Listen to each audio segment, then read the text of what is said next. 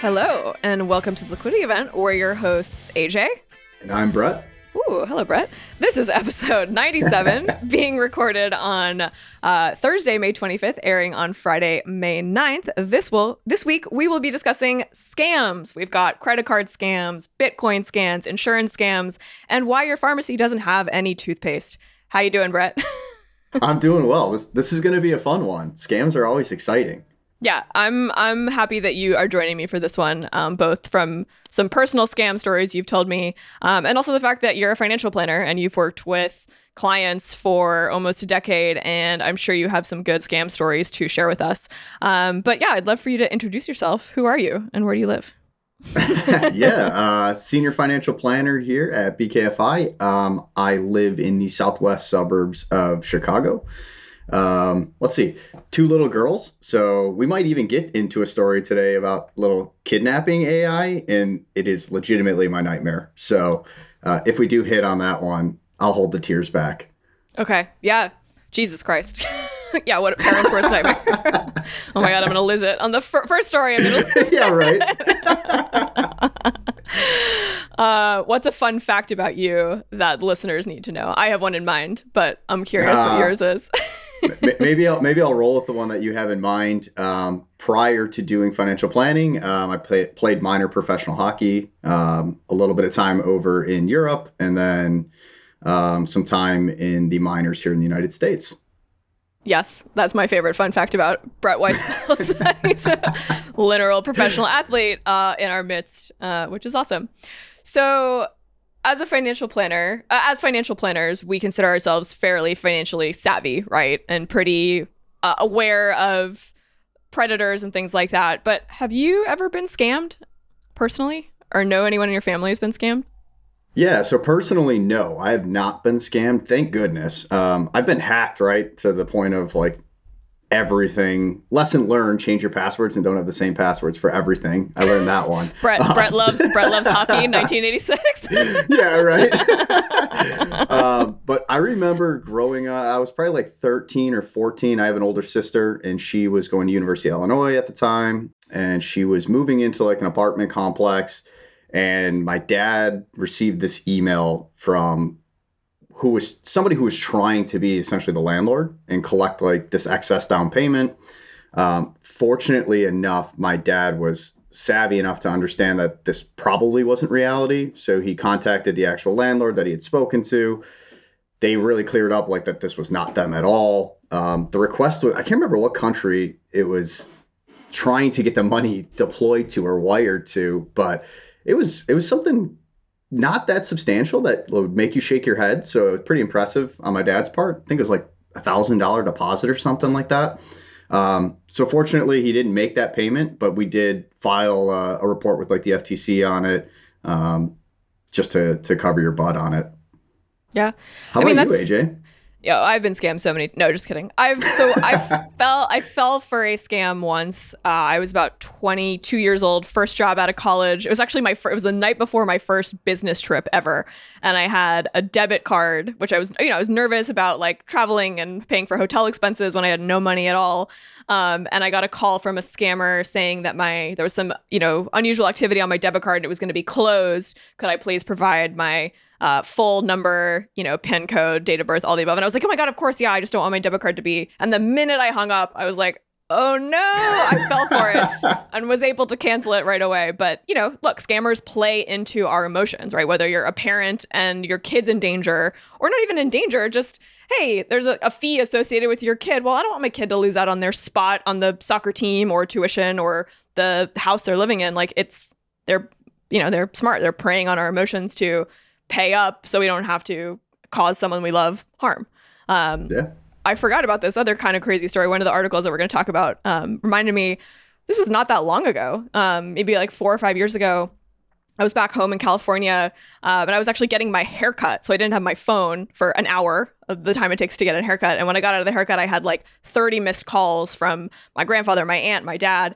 And someone had called my grandfather and said that there was a warrant out for my arrest in the state of California unless because for unpaid tax debt, ironically, as an accountant. And, if they needed to bring, 10 grand to the courthouse to put it down for the bail. And like, it was a crazy idea, but the way that it was presented was very like bureaucratic. And I think that's kind of what you were describing. That's what a lot of these scams are, is like, hey, here's bureaucracy. Like, I need you to just bring this 10K in a suitcase to this courthouse. It was at the courthouse, so it was safe. Yeah. It wasn't a dark alley. But my aunt's a lawyer. She got involved, and they tried, to their credit, they tried to contact me. And we're going to talk about that, how the most important thing you can do is try to contact the person that appears to be in danger. But they couldn't reach me because I was getting my hair cut. So anyway, I mean, these scams, right? They're simplistic in nature. But you do it enough times, right? And it's pretty profitable. And that's really what they're doing. It's scamming at scale. Yeah, I mean, right. And we're going to talk about how, technology and AI especially is going to make it a lot easier for scammers to, to make their scams believable, right? Because if you send out, if you call 1,000 people and say, I need your debit card PIN number, maybe 999 say no, but if one says yes, there's $200 you can grab from the ATM. Yeah. So, yeah. So we've collected some articles, so different show format today, folks, not necessarily like record breaking, breaking news, but we're just going to kind of talk about all different types of scams. So first one, I found this article on Bloomberg, and the title is Music Streaming Has a $2 billion Fraud Program That Goes Beyond AI. What was your take on this? So this is basically like scammers creating fake music to steal royalties away from legitimate artists. So this sucks, right?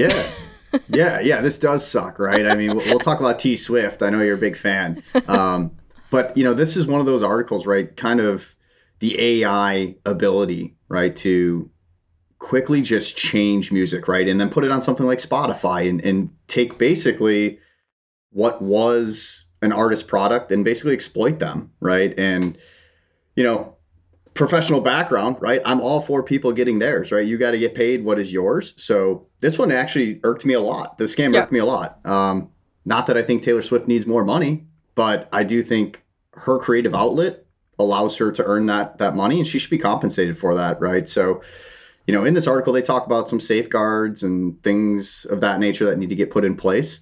I think this needs to move more that direction, even harder, right? I really do. I think they need to crack down on this. It reminds me of like back when we were like stealing music off Napster or like LimeWire, Sooner or later regulation I never has to did step that. in. I don't know what you're talking about. Me neither. What are you talking about? When my really, misbehaving friends stole all that music off LimeWire. I never stole the Jay-Z's albums ever. Anyway. Burned you the CD. That's all. Yeah, exactly. That you paid them for. Oh, yeah, I paid my friend for it, who definitely sent the royalties into, Anyway, so what's interesting about this, first of all, my friend Ben is quoted, and I was like reading the article, I was like, oh, Ben, hey, what's up? But basically, like, so what's happening is these scammers, so like, let's say, Taylor Swift is kind of an extreme case, but let's say like some beat maker has like a catchy track that's, caught on naturally on TikTok, and they're getting paid for that. What these scammers do is they basically use AI to create a similar recording. And what's so crazy about these scams and what we're going to talk about today is like, it used to be a lot harder, right? You used to have to go to like, okay, let's pull the track down. Let's like change the levels a little bit. This is literally all happening by a piece of software that someone wrote. Like this is not really a person doing this. This is just a thing that's happening because someone had this idea and wrote the software to execute this scam. So they're tagging their fake music as the original song and original artist, so they're able to just like divert all the royalties away to them. So this scam sucks. Yes, Taylor Swift has lots of money. It's her creative output, and she should, get her due, of course. But this is really hurting the smaller beat makers, DJs, artists who might have that kind of 1 in a million chance at like going viral and actually getting paid through TikTok. And then these scammers are taking that away from them. So on a scale of 1 to 10, how bad is this scam? You know what? I think this is a pretty bad scam. I think this probably goes to like a 7 in my book, somewhere in that range, just because, like you said, if you take the T-Swifts out of it and it's more, what if I did something, right? And put something cool out for just one time. And that's kind of what that article alluded to, was like a group, right, that kind of had their one hit. I'd want to make that money. I don't want it going somewhere else because somebody just snagged it from me. How about you? What do you think? Brett says streaming scam is a 7 on the scale. I'm going to say it's a 5 because I think there's a solution to this. And that solution is the blockchain. And this has been talked about in music circles for a while, which is, we think about cryptocurrency gets a lot of attention as a use of the blockchain, but another way to use the blockchain is to actually identify who is the actual owner or originator of a piece of content. So the idea, and there's tons of startups that are trying to do this, but no one's really been able to do it at scale at a service like Spotify or Apple Music, where we can actually get, ledger verified blockchain data on who created this piece of music and who should get paid for it. And we can go into, I could do a whole episode about music royalties, but it's not, it's not just it's not the songwriter, it's the publisher, it's, who played bass on the track, it's all those things. So for something as complex as copyright in music, I think the blockchain is a fix there. So that's a 5 for me, 7 for you. Yeah, this one hurt you. This one cut you deep. It did. I don't like it. But like I said, I could go on this forever. Creatives, let them earn their money. Thank you. Creatives in general. Speaking of cutting deep, article from Hellgate, which is organized retail crime is the reason your pharmacy sucks. Does NYC have organized retail crime?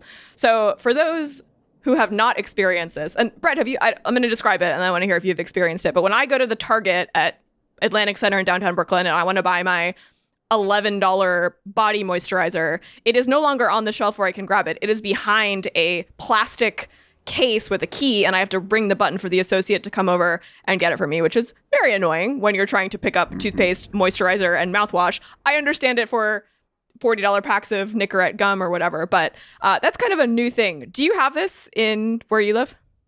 We do. Yes. We do have that. Yep. Crazy. Yep. So yeah, this is called petite larceny. which is theft of goods under $1,000, which I thought was such a cute name for theft. It's petite. It's petit larceny. Yeah, they're making it sound good. Yeah, exactly. So yeah, I didn't know this was. I thought this wasn't me, the East Coast liberal elite. Like I thought this was only a New York City problem, but it sounds like it's a all country problem. Yeah, it is. What do you think on the scale of 1 to 10, scam wise? This one, less angered about this one. I think this more probably just speaks to situations people feel like they're in at this point, which is unfortunate. I wish it would stop, right? I mean, we don't need it that way. We don't need our pharmaceuticals going any higher in expense than they already are today, right? That's a huge issue. What's more impressive is just, like I said, these small little crime like syndicates, right? Like that's the way to think of this group that's doing this, or groups. Right. Yeah, I mean, it's organized, right? It's not just one guy grabbing the moisturizer and putting it on eBay. It's this calculated, targeted attack in masse. Imagine if we put that to good use, right? That's what I would say. Put it to good use, right? We can all build some business, some legitimate businesses. But on a scale of like 1 to 5 or 1 to 10, pretty low, probably like a 4 or 5. Yeah, I'm gonna go 2 on this one. This is, people are always gonna steal goods like this. I don't know how we fix this one. Yeah. I do know how we fix the next one, which is to get crooked politicians out of politics.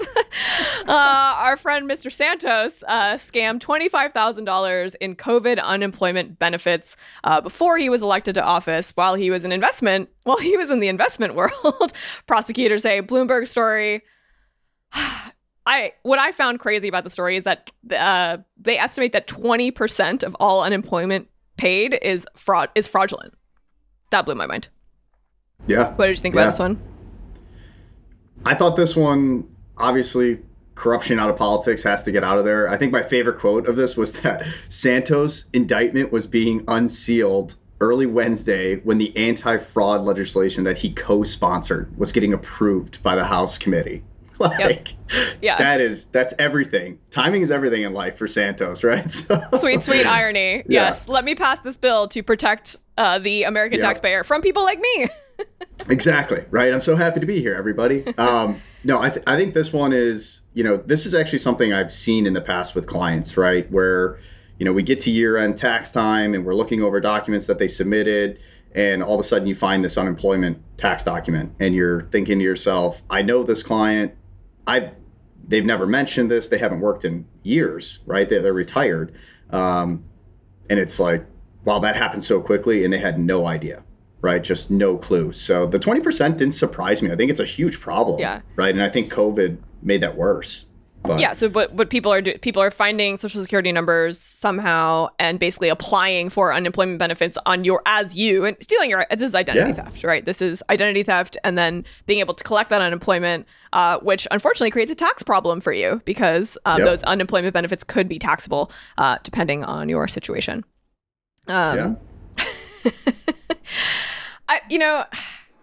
All of this, it comes down to like double checking, right? And like having someone that you trust double check your statements, right? And I feel like we've all complicated our financial lives so much. Like I have investment accounts at 15 different places. I have a million different credit cards, a bunch of bank accounts, and like I'm pretty good at checking everything over. But if there was $1,000 missing from some account somewhere, I might not notice it. And that's scary. And that's, that makes me feel negligent, but like, that's what we're talking about here. We're talking about people who, once they get their hands on the information, you try a little bit at first, and then you can kind of push it and see how far you can go.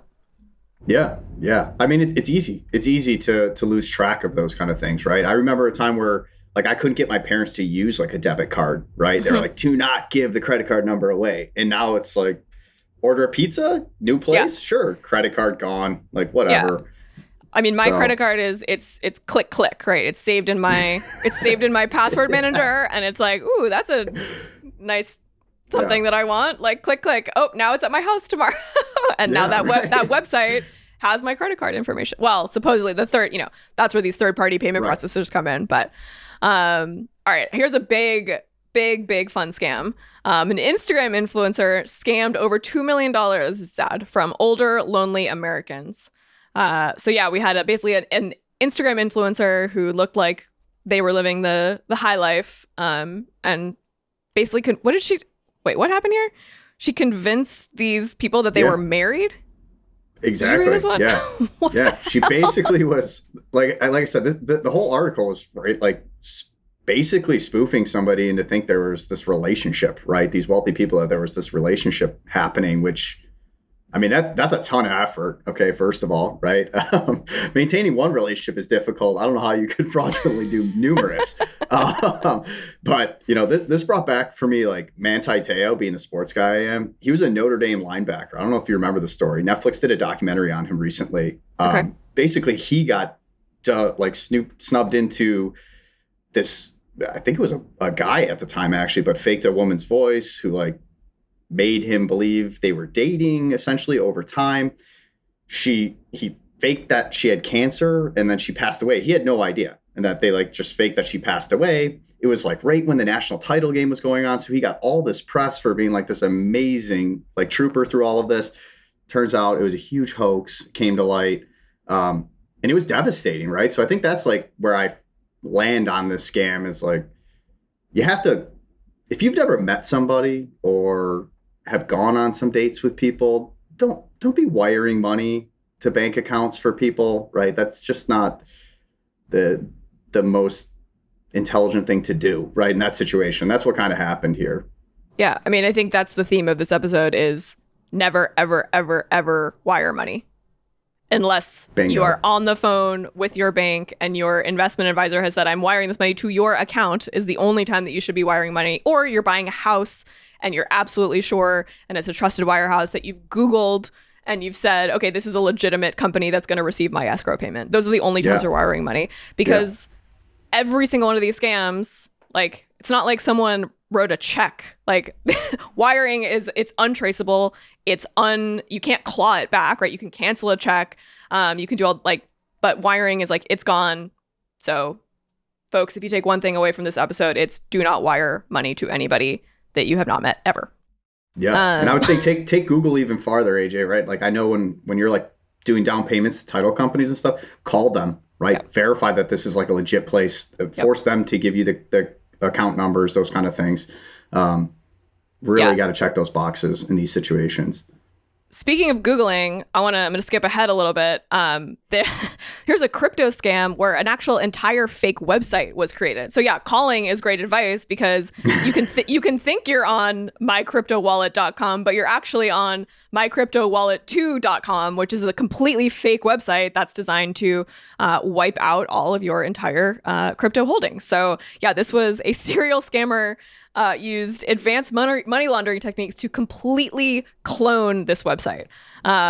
So yeah, that scares the shit out of me. Is like not noticing that there's a difference in the URL, and like we're seeing this a lot in the crypto space, which is pretty unregulated. But I don't know. I might predict that we would see this in the more traditional bank and investment space. Like, who's to say that we can't have bankofamerica.co as a spoof site? Hopefully these larger institutions are spending time and money thinking about stopping this kind of cybercrime, but I don't know, that scares the shit out of me. So to me, this is like a 9 in terms of scam. Like, this is very smart people could do their due diligence and just not notice that they're on a completely fake website. This one's scary. For sure. Yeah, I agree with this one, right? Because I think the answers that these sophisticated scammers, right, in these kind of situations, they're always seeming to be like a step or two ahead of like what is happening from like firewall standpoint and like risk management standpoint. So this is a scary one because you don't really know how this one gets under control yet. This is TBD, and you're hoping like these big private institutions are constantly monitoring this, right? Like, and spending a lot of money there, right? Yeah. You really have to. And I think it's interesting, thinking about, older folks are typically the people who get scammed, just because they're, living alone, they're maybe not used to technology. But I do think there's a propensity for younger people to get scammed because younger people hate getting on the phone, right? So to your point, like, if someone's going to make something easy and I have to do click, click, here's my credit card, or click, click, here's some wire transfers to buy Bitcoin, like, they don't want to get on the phone. That's seen as bureaucracy, or that's seen as inefficient. But maybe we need a bit of a return to that kind of analog lifestyle. Yeah, right. Or maybe just like step back and do some more due diligence, right? I mean, we're always on the go. We got to get to our Instagram faster. Oh my God. Yeah. Oh, Jesus. So addicted. I think I'm thinking about going on a week-long Instagram cleanse, but I don't have the guts to do it. I've thought about it as well. Different topic for a different day. Yeah. Yeah. Different day. It's an addiction. Let's talk about in my opinion, the worst type of scam. This is a CNN article. The title of the article is "Mom, These Bad Men Have Me. She believes scammers cloned her daughter's voice in a fake kidnapping." This is your worst nightmare, right? As a dad. Yeah. It is. 100%. The scam is like low on the totem pole because in the article they talk about how this scam has been around for a long time. But AI has, in this article, basically what they did, right, is they cloned her voice using AI. That is freaky. Like, if I got a phone call and I heard my eldest daughter's voice crying out for help, I don't know what I would do. So like, when I was reading this article, I was like, AJ, how dare you send this to me? This is awful. But yeah, from like a how complicated the scam is, didn't seem that complicated. But from like you said earlier, just preying on emotional behavior, this is a big one right here. This is pure emotion.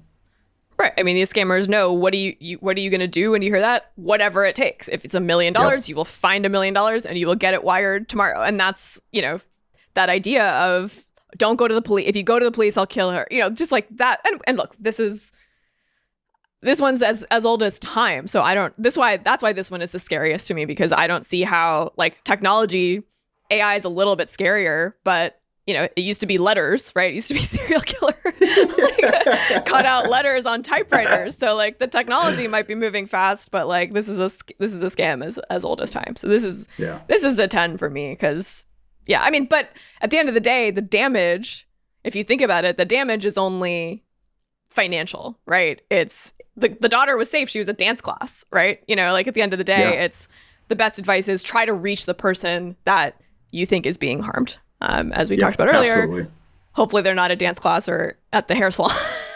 And if you can't reach them, try the 3 people closest to them, right? Try, if they're married, try their spouse. If have a best friend, like, as a parent, I'm sure you have all these safeguards in place, but like, there's always someone else you can ask, right? We don't want to act without checking or verifying. Absolutely. So this is an interesting one. The idea of insurance scams, right? And this is a bit of a departure from the rest of the scams, which are criminal acts, because this is perfectly legal. Insurance salesmen can absolutely sell folks index universal life insurance policies. But we see as financial planners and as fiduciaries, we see a lot of these policies. Well, I haven't actually seen one being sold, but I think you have, Brett, in your work. Yep. Like, you've seen one of these policies. Like, tell me, like, why are these so bad? And why is this actually a scam sometimes? Yeah, I think not all salespeople on the insurance side are sleazy. So let's get that out of the way quickly. There's a place for insurance. There can be a place for whole life insurance. Yeah. So nobody come after us after this one. But it's a very complex and a very expensive product that is sold to people. The problem that people run into is because of the complexity, it can be sold in many different fashions by these salespeople. They can really show performance that is highly unlikely to happen, which triggers our brain, right, as a buyer to think best case scenario all the time, which is not the right way to look at these kind of things. I think by and large, if you are going to consider getting involved in one of these type of products, definitely talk to like a fee-only financial planner, at least at bare minimum, get a really in-depth group of questions together that have to be answered by the insurance group before you even consider moving forward. And then talk with your planner about how this fits, right? Does it make sense? Do I even need this, right? That is the biggest one. Even if you understand it, sometimes it's not needed, right? And that becomes the problem. And it's a big commission on the other side for the salespeople. Yeah, I mean, we're talking about, insurance salesmen who go, and I'm calling it a scam because they're preying on folks. They're preying on, single, recently single women, widows. They're preying on recently retired men who, don't want their life savings to run out. And basically these salesmen are looking for vulnerable populations and saying, how can I exploit them to sell them this product that, sure, I went to all the training and I believe maybe in my heart that it is a good fit for them, but I'm making 8% commission on the policy. Like, how do you sleep at night? So, generally for this one, if you have older relatives or, people in your family who are recently retiring, like if you hear the word my insurance guy or my financial planner, do a double take and just make sure that their financial planner is not just trying to sell them an insurance policy. That's the person who's going to benefit most from that insurance policy is the guy selling it, who's going to go to Bora Bora as a prize for selling the most insurance policies. I want to wrap things up here. How do we protect ourselves? Like, what advice do we have for listeners and clients? Like, how do we get out of that emotional state and actually make some good decisions? Yeah, I think we hit on a couple. Right, like double check your sources for sure, right? If you're talking to somebody who's trying to sell something, check a reference, ask for references, those kind of things. Make sure just in general that you are doing your due diligence. We kind of talked about that. Like, take your time when you're making some of these decisions, right? If check web addresses, right? If you get a weird email from Apple, check email signatures, like all of those kind of things, like asking for credit cards. Just take your time when you're going through those things. What about you? I think the best one is just like, check in on and educate your older friends and relatives. Like I don't want to make generalizations, but if you're living alone and someone sends you an email, you might respond to it. Maybe you think it's important. They're not computer native. They're not internet native. They didn't grow up with, I remember getting like porn scams when I was like 11, because the moment I got an email address, it was like, you just, we're conditioned to know like, oh, that looks like spam. Yeah. But someone who's getting an email address for the first time, or, that's their whole world, might be more inclined to fall for something like, hey, I'm your friend. We have an internet relationship. I'd love to come visit you. Can you wire me $2,000 for my plane ticket? I think another thing is just trust your gut. Like, if you think something's a scam, ask. Like, if you have a banker reaching out to you saying like, hey, I'm from Washington Mutual. Like, hey, didn't that company go kaput? Or hey, I'm your banker from Bank of America. Can you just confirm your address for me? Why is your banker confirming your address? Don't they have access to the portal? So just be really smart. And if something smells fishy, it probably is. Yeah. I don't know, have a scam buddy who you can like say like, hey, bud, like, I mean, we're scam buddies for our clients, right? I get emails all the time like, hey, is this you guys? No, it's not us. So yeah, anyway, bit of a different tone, folks. This is kind of the scare you shitless, don't get scammed episode. Brett, thanks so much for joining me here today on the Liquidity Event. You can always email us your worst and best scams at liquidityevent@brooklynfi.com. And show notes can be found at brooklynfi.com/episode 97. I'll see you next week, folks. Take care.